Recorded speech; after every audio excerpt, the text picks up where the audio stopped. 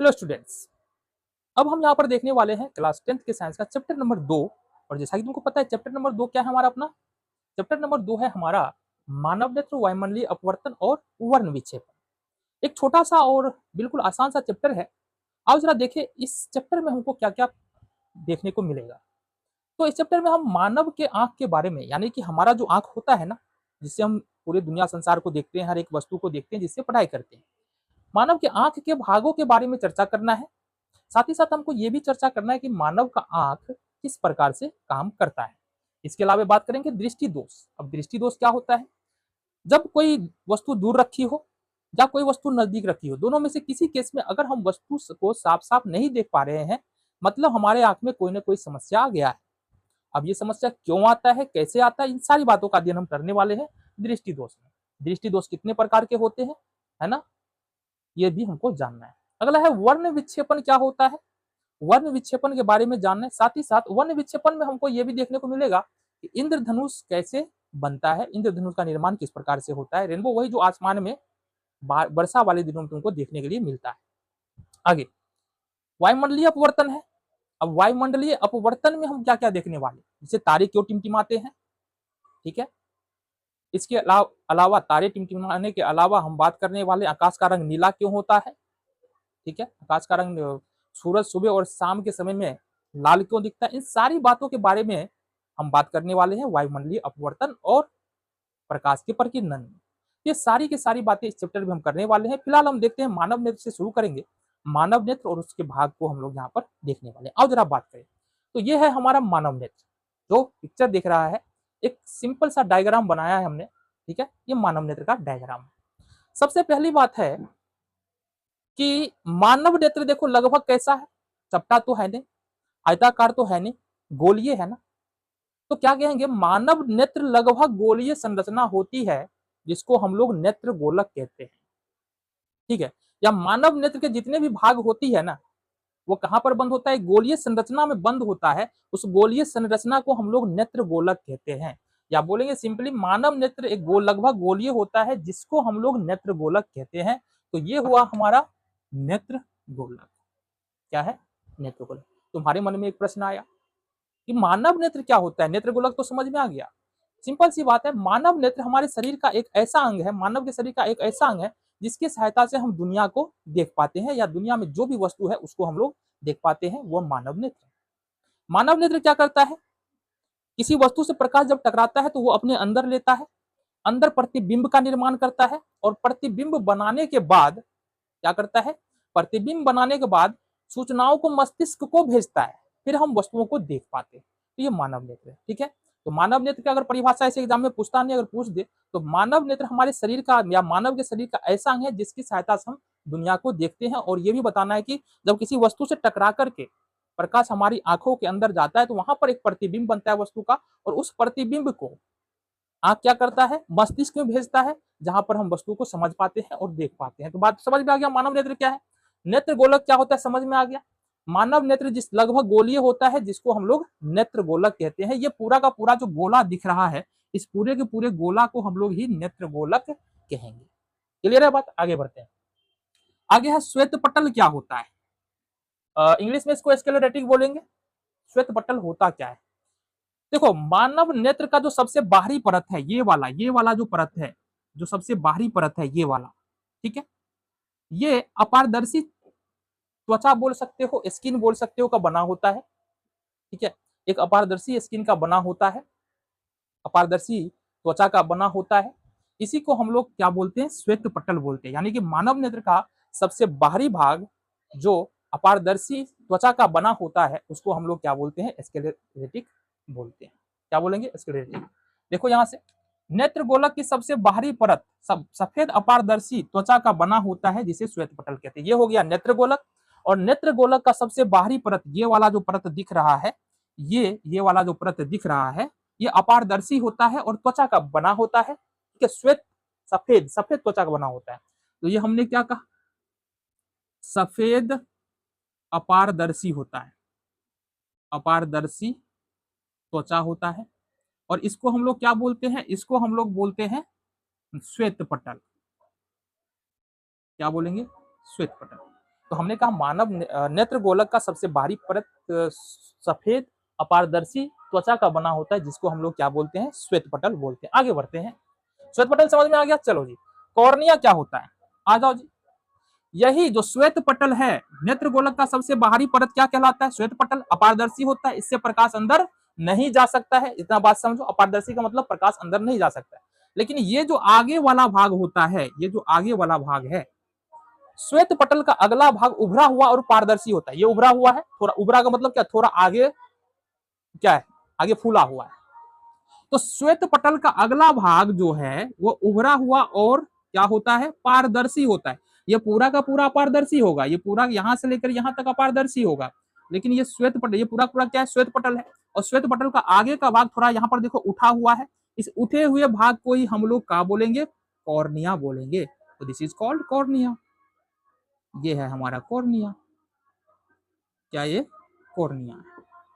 तो कहने का मतलब परिभाषा क्या बोलेंगे, श्वेत पटल का आगे का भाग थोड़ा उभरा हुआ होता है, जिसको हम लोग क्या बोलते हैं, कॉर्निया बोलते हैं। आगे देखें, बातें समझ में आगे। चलो, कॉर्निया के बाद है कोराइड।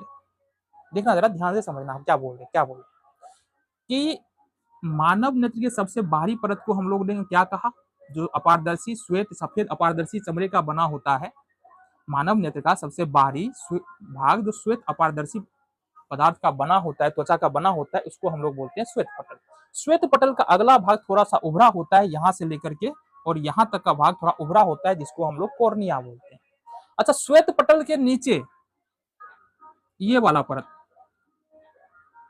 गहरे भूरे रंग की एक परत होती है, जिसको हम लोग क्या बोलते हैं, जिसको हम लोग बोलते हैं कोराइड।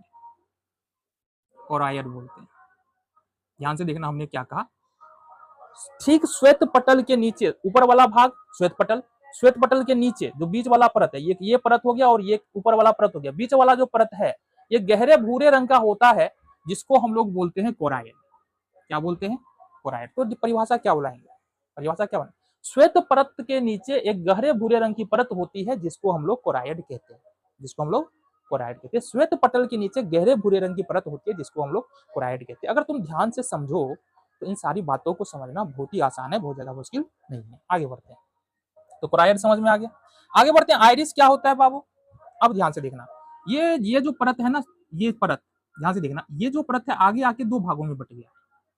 एक भाग हमारा ये वाला है, ठीक है, इधर से गया, ये है हमारा कौन सा परत, कोराइड। ये वाला जो खाली परत दिख रहा है ये कोराइड है। कोराइड आगे आकर के दो भागों में बटा है। एक तो हमारा ये दिख रहा है तुम्हारा, एक तो ये दिख रहा है, और एक तो हमको क्या दिख रहा है, ये दिख रहा है, दो बात दिख रहा है, ठीक है। इसको बोलते हैं अपन क्या, इसको बोलते हैं आइरिस। क्या बोलते हैं, आइरिस बोलते, यानी कि श्वेत कोराइड जो है आगे आकर दो भागों में बट जाता है, ठीक है। कोराइड के आगे वाले भाग को हम लोग आइरिस कहते हैं, और कोराइड के पीछे वाले भाग को हम लोग सिलियरी मांसपेशी कहते हैं। यानी हमने क्या कहा कि कोराइड, पहले तो समझो, सबसे बाहरी परत जो है वो क्या कहलाता है, सफेद अपारदर्शी चमड़े का बना होता है, जिसको श्वेत पटल कहते हैं। श्वेत पटल जो है आगे में थोड़ा सा उभरा होता है, जिसको कॉर्निया कहते हैं, ठीक है। अब समझो कि यहाँ पर श्वेत पटल के ठीक नीचे गहरे भूरे रंग की एक परत होती है, जिसको हम लोग कोराइड कहते हैं, दूसरी परत, ठीक है। और कोराइड आगे आकर दो भागों में बढ़ जाता है। आगे वाले परत को हम लोग आइरिस कहते हैं, ठीक है, और पीछे वाली परत को हम लोग सिलियरी मांसपेशी कहते हैं, सिलियरी मांसपेशी कहते हैं। अब ध्यान से समझ, सिलियरी मांसपेशी क्या करता है, लेंस को पकड़े हुए रहता है। ये जो दिख रहा है ना हमको, ये क्या है, हमारा नेत्र लेंस है। अब नेत्र लेंस क्या है, नेत्र लेंस जो है जिलेटिन जैसे पारदर्शी पदार्थों का बना हुआ एक लचीला लेंस होता है ना, जिसमें लचीलापन होता है। ऐसा नहीं, जो लेंस हम आम जीवन में देखते हैं ना, वो कांच का बना होता है और वो उसमें लचीलापन नहीं होता है। लेकिन जो आंख में लेंस होता है ना, ये पतला हो सकता है, मोटा हो सकता है, मतलब इसमें लचीलापन होता है, ठीक है। एक मांसल संरचना ही बोल सकते हैं। ये शीशे का नहीं बना होता है, कांच का नहीं बना होता है, एक मांसल संरचना ही होता है जो पारदर्शी होता है, ठीक है। तो नेत्र लेंस क्या है, नेत्र लेंस जिलेटिन जैसे पदार्थों से बना हुआ एक संरचना है ना, जो पारदर्शी होता है, ठीक है। तो हमने क्या कहा, ध्यान से समझना, हमने कहा कोराइड आगे आके दो भागों में बढ़ जाता है। आगे वाले परत को हम लोग आइरिस, ये भी आइरिस हो गया, और ये भी क्या हो गया हमारा, ये भी आइरिस हो गया। ये हो गया सिलियरी मांसपेशी, और ये भी हमारा हो गया सिलियरी मांसपेशी। अच्छा, यहाँ पर तुमको एक खुला हुआ भाग दिख रहा है ना, यहाँ से लेकर के यहाँ तक ध्यान से देखना, एक खुला हुआ भाग दिख रहा है। ये खुला हुआ भाग और कुछ नहीं, इसी को बोलते हैं पुतली यानी कि प्यूपी। पुतली होता क्या है? पुतली होता क्या है ना? पुतली आंख के मध्य में एक छोटा सा छिद्र होता है, जिससे जिससे क्या होता है, प्रकाश अंदर प्रवेश करता है। पुतली क्या करता है? पुतली प्रकाश को अंदर जा प्रकाश को कितना प्रकाश जाना है अंदर, इसको नियंत्रित करने का काम करता है पुतली और आइरिस मिलकर के। अच्छा, किसी व्यक्ति की आंखों का रंग कैसा है? नीला है, भूरा है, अलग अलग रंग होता है ना। ये किसके कारण होता है? ये आइरिस के कारण होता है। हम आंखों के रंग की बात कर रहे तो समझो आइरिस के रंग की बात कर रहे। आइरिस का रंग ही भूरा, नीला, जो भी पीला हरा जो भी है वो आइरिस का रंग ही हमारा होता है। ठीक है, आइरिस बात समझ में आ गया? चलो जी, इतनी बातें समझ में आ गई। और कुछ है क्या? चलो, पुतली आ गया, नेदरलैंड्स आ गया। जलीय द्रव क्या होता है? जलीय द्रव एक्वस ह्यूमर। देखो ध्यान से देखना कि ये है हमारा नेत्रलेंस और ये है कॉर्निया।